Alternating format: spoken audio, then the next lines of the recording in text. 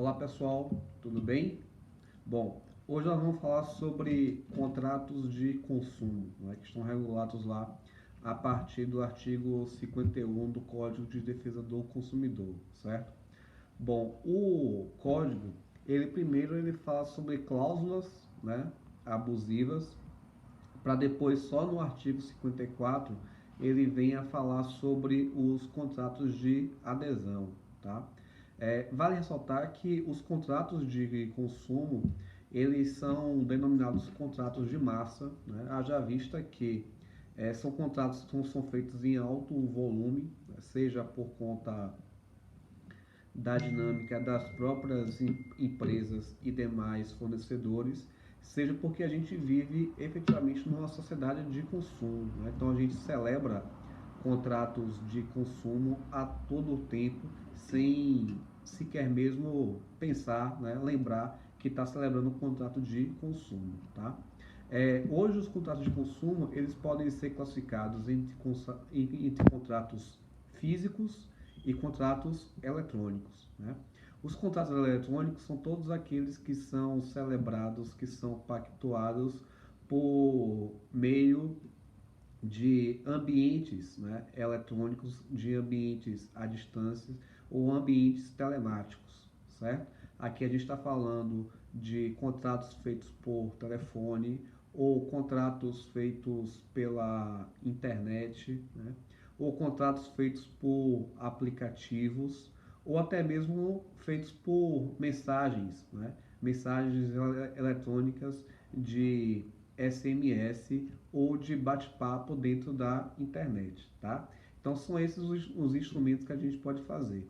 A gente poderia inclusive colocar aqui ainda aqueles contratos feitos por fax, né? Que a gente via muito facilmente no início dos anos 2000 e no final da década de 90. Só que é um instrumento que caiu em desuso, né? Mas telefone ainda é possível de fazer, tá? Nos contratos físicos e eletrônicos, portanto, tá? Esses contratos físicos e eletrônicos, eles podem ser ainda de dois tipos, né? Podem ser contratos de adesão, que é o que diz lá o artigo 54, e o contrato formulário. O que é o contrato formulário, né? É aquele contrato aonde ele ainda é um contrato em massa, né? Tanto que ele tem uma fórmula pré-definida, por isso o nome de contrato formulário, né? Quando a gente fala aqui de fórmula, a gente fala aqui de cabeçalho, nome das partes, objeto, causa de foro, etc, né? Então você tem uma forma pré-definida para esse contrato. Mas é possível que esse contrato formulário ele sofra ainda interferência pelos contratantes acerca dos deveres e direitos que estão ali colocados a partir das cláusulas contratuais, né?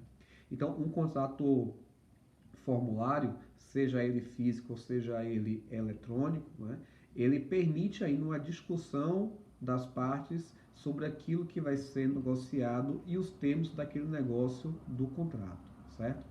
Já o contrato de adesão não, né? Nos termos do artigo 54, o contrato de adesão é aquele contrato onde efetivamente o consumidor, né, aqui no caso, ele venha a aderir, né, àquele contrato, assumindo e concordando aquelas cláusulas que foram dispostas e que foram colocadas de forma unilateral pelo fornecedor, tá?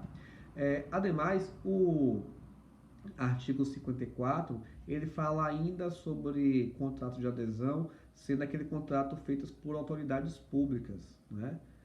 Que são, na verdade, aqueles contratos aonde o consumidor ele vem a celebrar diretamente com o poder público, né?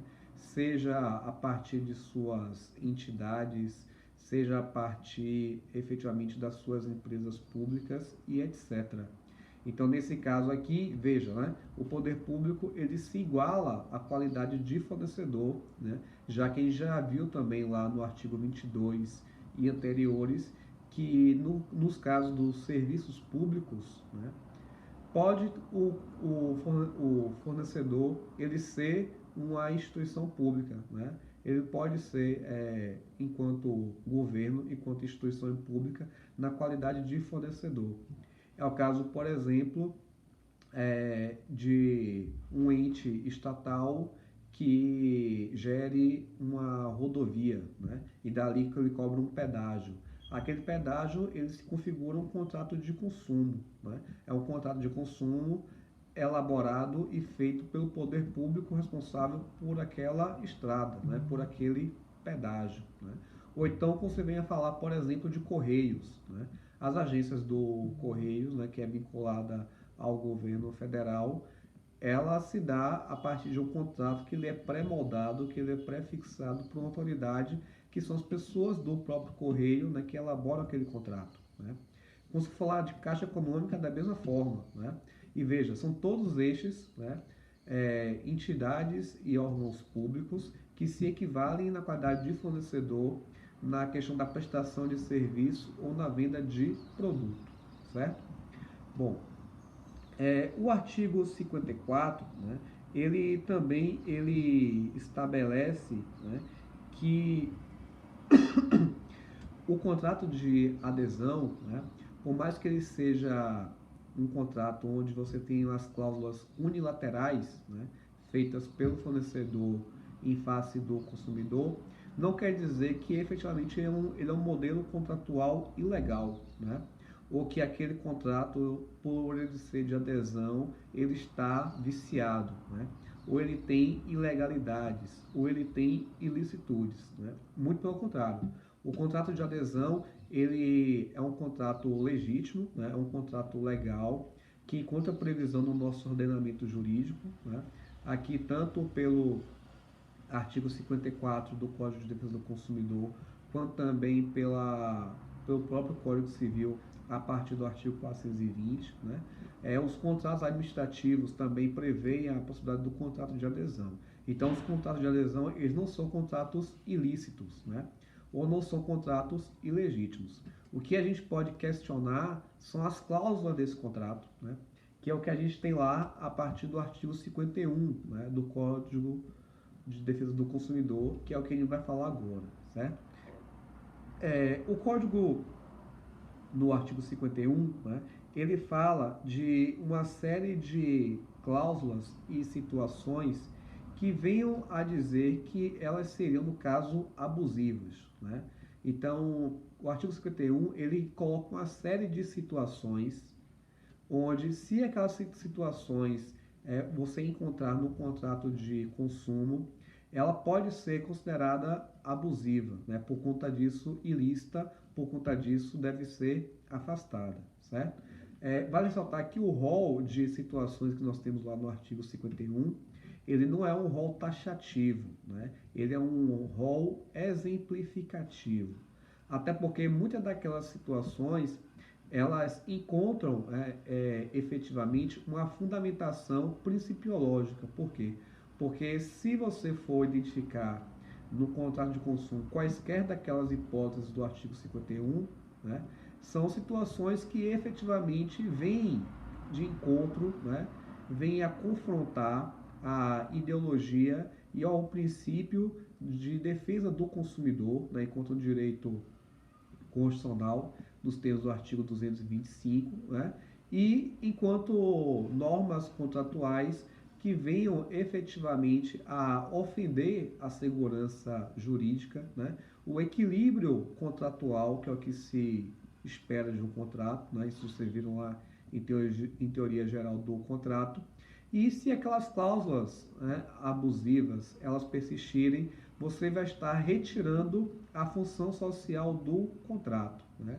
Então, aquelas situações do artigo 51, né, são situações que vão de encontro aos princípios gerais, né, e as normas básicas, tanto acerca dos contratos em geral, né?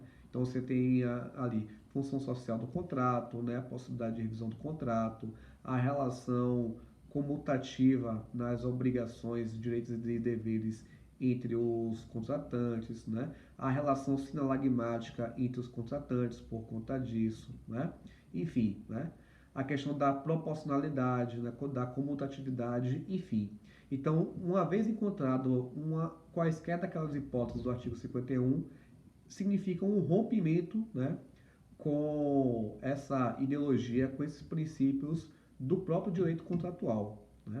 Ademais, ali você também tem situações que venham também a romper, né, com os princípios e parâmetros, né, do direito do consumidor, como por exemplo, né, você tem ali a questão da responsabilidade objetiva, né? Então, a responsabilidade objetiva do fornecedor, ela jamais pode ser minorada em razão de uma cláusula contratual expressa sobre isso, né? Ou então, né, a questão sobre o prejuízo do consumidor numa relação de contrato, né, também não pode acontecer sobre isso, né? Então, o consumidor ele precisa ser, inclusive, devidamente informado, né? Então, o dever de informação, que é um direito básico, lá no artigo 6º. Então, o contrato ele também deve prever e privilegiar essa questão do direito de informação, né? Então, se não houver direito de informação, então também se configura uma cláusula abusiva, né? Até porque as cláusulas elas podem ser revisadas, né, e revisitadas e refeitas de acordo com a livre interpretação de melhor favor ao consumidor, né? Então, se você tem uma cláusula que ela é confusa, né? Uma cláusula que ela não seja devidamente clara, que ela não seja adequada, que ela não seja incisiva acerca dos direitos e deveres do consumidor, ela deverá ser anulada e revisada de acordo com a melhor interpretação que venha favorecer o consumidor, né? Então, a partir disso, a gente também pega aquela questão sobre a publicidade, né, e a própria oferta que nós temos lá no artigo 50 e do artigo 30, né, e 31 do Código de Defesa do Consumidor. Tá? Bom, entre outras hipóteses importantes que a gente tem aí, ali no artigo 51, né, nós temos algumas tais qual, né, você obrigar o consumidor a colocar no contrato que haverá uma cláusula compromissória, né? A cláusula compromissória, de acordo com o Código Civil, é aquela cláusula que diz que o litígio e as discussões daquele contrato não serão colocados ou discutidos perante o Poder Judiciário, né? Mas sim a partir de um juízo arbitral, né? Então é chamada cláusula de arbitragem, né? Então a cláusula compromissória ela é uma cláusula de arbitragem, ok? Então é vedado que o fornecedor ele imponha ao consumidor esse tipo de cláusula, porque isso impede que o consumidor ele venha a pedir a revisão ou a discussão daquele contrato perante o Poder Judiciário, né? E a gente já viu aqui lá no artigo 5º que o Poder Judiciário, seja a partir dos juizados especiais ou das varas de relação de consumo, ou até mesmo das promotorias de consumo, ou até mesmo pela defensoria, elas são instrumentos e personagens importantes para fazer aqui a defesa e a tutela do consumidor, certo? Outra coisa é quando ele vem falar de vantagem excessiva, né, em detrimento do consumidor, certo? Então aqui você pega dois princípios básicos, né, que é o princípio da equidade e o princípio também da boa-fé. Então como é que você vai identificar que aquela cláusula contratual ela significa uma vantagem excessiva para o fornecedor em detrimento do consumidor, né? Então é uma cláusula que ela depende de interpretação no caso prático, né? Então ela não é de pronto modo, né? Ela não é automaticamente uma cláusula nula ou uma cláusula ilegal, né? Então, de que forma é que aquele contrato, aquela cláusula específica, naquele contexto exato, ela se mostra excessivamente onerosa para o consumidor, né? Então, isso é interpretado de acordo com o próprio caso fático, né? A situação fática jurídica que está colocada e também os princípios gerais, né? Seja do direito como também do direito do consumidor, tá? Outra questão, né? Cláusulas que venham a colocar obrigações abusivas, né, para o consumidor, né? Quando você coloca aqui obrigações abusivas, você dificulta o acesso do consumidor ao seu direito referente àquele contrato, né, efetivamente, certo? Então, quando você coloca vários empecilhos no meio do contrato, né, vários deveres que o consumidor ele tem que cumprir para que o seu objetivo contratual ele seja alcançado. Então aqui a gente pode dizer que você pode ter no caso aqui que as obrigações para o consumidor elas são muito excessivas, né? Então isso pode ser também revisado no próprio contrato, tá? Questões que subtraia o direito do consumidor ao reembolso, né? O reembolso de valores, seja no caso de cobrança indevida ou de pagamento em duplicidade, ela é um direito do consumidor nos termos do artigo 42 do CDC, que nós já vimos aqui, né? Então, você colocar uma cláusula que impeça o direito do reembolso é você colocar aqui um empecilho, né, o fim, né, a extinção do direito ao reembolso, que é o direito do consumidor nos termos do artigo 42. Então, isso aqui é uma cláusula abusiva, nula, de pleno direito, né, se assim for entendido de acordo com o caso prático, tá? Outra questão, né, qualquer cláusula que venha a excluir ou a minorar a responsabilidade do fornecedor, né, seja quanto a fato do produto ou fato do serviço, ou quanto ao vício do produto ou vício do serviço. A gente já viu aqui que a responsabilidade do fornecedor nos termos do artigo 12 ao 19, ela é objetiva, ou seja, ela independe de culpa, certo?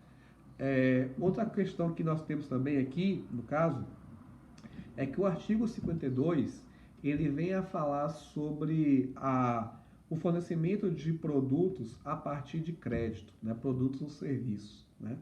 Quando a gente fala aqui de venda de produtos ou serviços mediante crédito, a gente está falando daqueles contratos de consumo onde o seu pagamento ele se dá parcelado, né?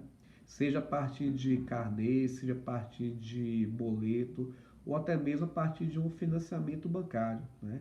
Então, é o caso, por exemplo, daquela viagem que você compra em 10 parcelas, né, mediante boleto, ou daquela geladeira que você compra em 20 parcelas a partir do carnê, né?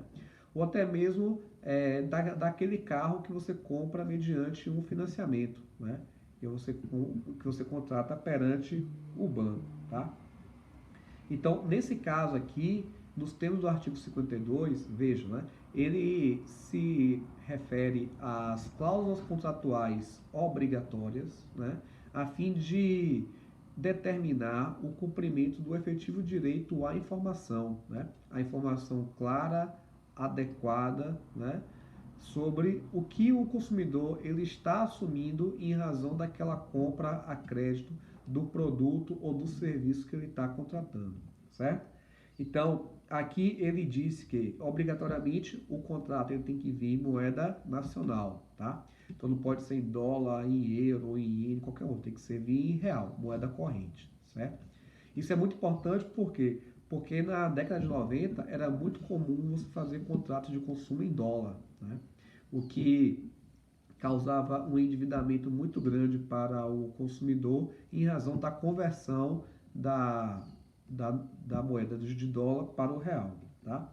Então, o artigo 52, ele diz que as taxas de juros, né, elas têm que vir expressamente no contrato, né, bem como as taxas de juros mensais e a taxa de juros mais os encargos a nível de ano, né, a nível anual. Vale ressaltar que os juros, eles são devidos nos contratos de crédito, por quê? Porque o próprio Código Civil, ele esclarece que é cabível, né, a estipulação de juros naqueles contratos que têm um prazo de pagamento superior a 30 dias, tá? Então, de fato, é devido, né, a taxa de juros. Entretanto, essa taxa de juros ela tem que ser de acordo, né, com os princípios e com as normas do direito, ou seja, não pode ser abusivo, né? O STJ, né, inclusive, ele já entendeu recentemente que naqueles contratos de crédito feitos com o banco, né, a taxa de juros ela é livremente pactuada, né? Não tem que seguir o limite de 12% ao ano e de 1% ao mês, como está no Código Civil, certo? Mas se você for fazer essa compra a crédito a partir de uma outra empresa que não seja uma instituição financeira, né? Por exemplo, você vai comprar uma, uma geladeira na Ricardo Eletro, né? A Ricardo Eletro não é banco, mas ela vende mediante um carnê. Então aqui ali você tem que ter um limite de 1% ao mês e de 12% ao ano, né? Ou então você compra uma viagem, né, para Natal Luz, né? Passar o final do ano em Gramado. Você vai pagar aquilo dali em boletos. Você vai fazer um contrato ali com a CVC, né? Então não é um contrato bancário, é um contrato de prestação de serviço a crédito. Então tem que seguir também o limite de 12% ao ano e de 1% ao mês, tá? Então, apenas nos contratos bancários é que não existe a limitação da taxa de juros nos termos do Código Civil, já que ele é livremente pactuado, tá? Nos contratos a crédito feitos com empresas que não sejam bancárias, não façam parte do sistema financeiro nacional, você tem que seguir a limitação do Código Civil, certo? Outra coisa, né? Demais encargos, né? Então, assim, taxa de consulta de crédito, né? Taxa de seguro, enfim, e demais encargos, né, contratuais, né? Enfim. Então, todos eles precisam estar devidamente colocados no contrato de consumo para seguir, inclusive, o direito ao dever de informação e até mesmo para que você tenha cláusulas claras, né, quando você vier a requerer, se for o caso, a revisão do contrato nos termos do artigo 51, 52, 53 e 54, certo? Vale ressaltar que é devido também, né, que o fornecedor ele coloque taxas pelo inadimplemento, né? Então que ele coloque multas, né? Se no caso aquela prestação da compra a crédito não seja paga no prazo, tá? Entretanto, essas taxas elas não podem significar, né, um valor superior a 2% do valor total do contrato, certo? Então, por exemplo, se você tem um contrato no valor de R$ 1.000, por exemplo, né? Então, 2% de R$ 1.000 ele dá R$ 20. Então, você não pode ter aqui uma taxa referente à multa, referente a essa cláusula, né, penal superior a 2% do valor total do contrato, ok? Lembrando do valor total do contrato, é do contrato referente ao que você vai pagar a crédito, certo? Não necessariamente o valor do produto, ok? Ou do serviço. Outra questão é que o contrato ele precisa também conter a possibilidade de você pagar aquele débito do crédito que você fez de forma antecipada, né? Você pagando ele de forma antecipada, você tem o direito a um desconto referente à taxa de juros. Por quê? Porque quando o contrato ele é pactuado, ele coloca a taxa de juros com previsão até o dia da última parcela, né? Então, se você for fazer um contrato, né, para você comprar um fogão, aí você vai pagar esse fogão em 20 parcelas de R$ 200 até 2022. Então, o seu contrato tem vigência até 2022. Mas se você quiser pagar esse contrato agora, né, em junho de 2020, então você não precisa pagar os juros que correriam até 2022, né? Então você vai pagar hoje, né, a quitação antecipada do contrato, mas você vai ter um desconto porque esses juros, né, a partir do mês que vem, eles não serão mais aplicáveis, né, já que esse contrato ele vai ser extinto agora, neste momento, com a quitação antecipada, né, do débito, certo? Então isso é importante que você se atente, tá? Sempre que houver a possibilidade de pagamento antecipado da dívida a crédito, é devido o desconto em razão da taxa de juros e demais encargos, ok? Bom, para a gente terminar, temos ainda o artigo 53, que ele fala efetivamente daquelas compras de produtos móveis, né, e imóveis. Aqui a gente fala de compra de venda de bens móveis e imóveis, como por exemplo, apartamentos, salas empresariais, tratores, veículos e etc. Tá? Nesse caso aqui, né, o nosso sistema financeiro nacional, ela determina que nessas compras a crédito, elas ocorram com o auxílio do sistema financeiro nacional, né? Já em razão do alto valor que é colocado em um veículo, né? Seja um carro, seja um trator, né? Seja uma caminhonete, ou seja um imóvel, né? Uma casa, um apartamento, uma sala e etc. Tá? Então são contratos onde você tem efetivamente, né? Um contrato de financiamento ou com cláusula de reserva de domínio nesses casos aqui. Tá? Nesses casos, é obrigatório, né, que no caso da cláusula de alienação fiduciária, se houver o inadimplemento da prestação por parte do consumidor, né, que é o devedor desse contrato, o valor que ele já pagou, ele seja utilizado efetivamente, né, para abater a sua dívida. Tá? Então, o artigo 53 ele fala expressamente que se houver a rescisão do contrato por parte do consumidor em razão de seu inadimplemento contratual, né? Então, aqueles valores já pagos até a data do inadimplemento, eles serão utilizados para o abatimento da dívida, tá? Então, eles não são imediatamente transferidos, né, para o fornecedor, que é o credor do contrato, sem qualquer contraprestação, tá? Então, por exemplo, você tem um contrato de financiamento de um veículo, né, no valor de R$ 15.000. E aí o consumidor ele pagou só 2.500, certo? Então o que você tem aqui? Né? Você tem aqui uma dívida de R$ 12.500. Né? Então, se você deixou de pagar, você vai haver a rescisão do contrato, né? Da rescisão do contrato, você vai ter que devolver o veículo que você recebeu em confiança, né? Já que é um contrato de alienação fiduciária em garantia, mas aquele valor que você já pagou de R$ 2.500, ele vai ser também utilizado para abonar o seu débito, né? Então a sua dívida não vai ser mais de 15 mil, nem vai ser também de 12.500, né? Ela vai ser efetivamente de 12.500, né? Abatido o valor já aqui, né? Do que você já pagou, né? Então 15 mil menos 2.500 vai dar 12.500. Menos também o valor referente ao preço do carro de mercado, né? Então, se, por exemplo, o carro for vendido por 2.500, você vai dever ao banco apenas R$ 10.000 a serem pagos, tá certo? Então, essa é uma questão que se coloca de forma expressamente lá no artigo 53, tá? Então, mesmo nos casos de contratos de alienação fiduciária de bem imóveis ou de bem imóvel, os valores já pagos até a data da rescisão do contrato por inadimplemento pelo consumidor, eles serão utilizados para abatimento, né, para que sejam amortizados no valor total da dívida, tá certo? Então, qualquer coisa, é só falar aqui ou então pelo próximo, tá bom? Um abraço e até a próxima.